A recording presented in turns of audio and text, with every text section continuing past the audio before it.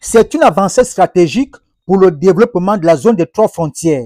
Ce jour, une délégation de haut niveau conduite par Rodrigue Mungengi, coordinateur de l'unité de gestion du programme de développement intégré de la zone des 3 frontières, et Adama Koulibaly, ambassadeur des Nations Unies et chef des initiatives sous-régionales à la Commission économique pour l'Afrique, a effectué une visite officielle à Bitam.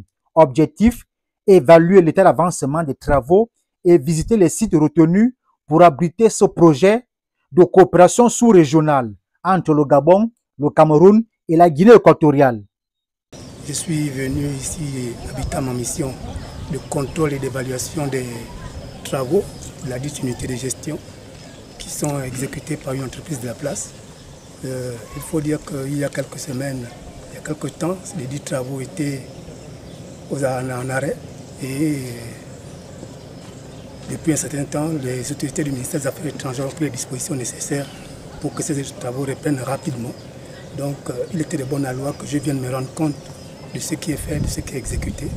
Et je peux dire qu'avec ce que nous avons vu, nous sommes rendus compte que l'entreprise a repris effectivement les travaux. Accompagnée des autorités locales, la délégation s'est rendue successivement à l'unité de gestion, à Meyoki, à la frontière camerounaise, puis à Mobo, en zone frontalière avec la Guinée équatoriale.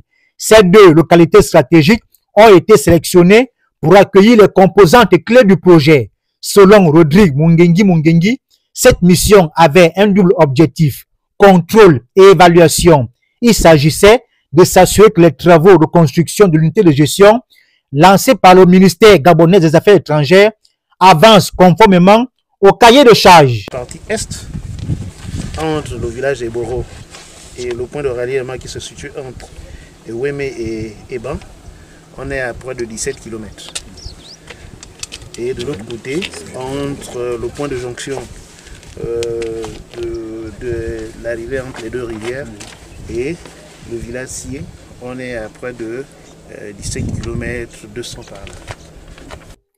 Pour les populations du département d'Untem et de Bitam en particulier, cette initiative pourrait bien marquer un tournant socio-économique historique. Ce déplacement, c'est de venir ici en tant que chef de mission, de dire que le Gabon est prêt pour pouvoir, je dirais bien, accueillir les investisseurs dont on a besoin, pour venir investir au Gabon, pour venir investir, pour faire du Gabon, comme je l'ai dit, une base manufacturière. Pour mieux se défendre aujourd'hui, il faut la manufacture. Mais pour que cela puisse se faire, il faut des zones économiques spéciales. Quand on n'a pas de zones économiques spéciales, eh bien, on ne peut pas démarrer. On ne peut pas démarrer l'ambition de nous industrialiser. Nous industrialiser, ça veut dire quoi exactement? C'est d'arrêter de pouvoir importer des choses qu'on peut faire sur place. Si les engagements sont tenus et les projets réalisés selon les standards annoncés, c'est toute une région qui changera de visage. Ce projet en gestation depuis près de 2 décennies, je parle en connaissance de cause. Je pense qu'aujourd'hui, le projet a déjà vu le jour dès que le volet institutionnel est déjà actif. Donc, nous attendons que le coordonnateur s'installe avec son équipe. Je pense que c'est le département qui est gagnant parce qu'il s'agit là d'un nouveau levier de développement économique et social. Donc, je suis très heureux. Le programme de développement industriel de la zone des 3 frontières se présente non seulement comme un projet de coopération, mais aussi comme un vecteur d'espoir, d'autonomisation et de renaissance industrielle. Ce méga projet est vivement attendu dans le département d'Untem.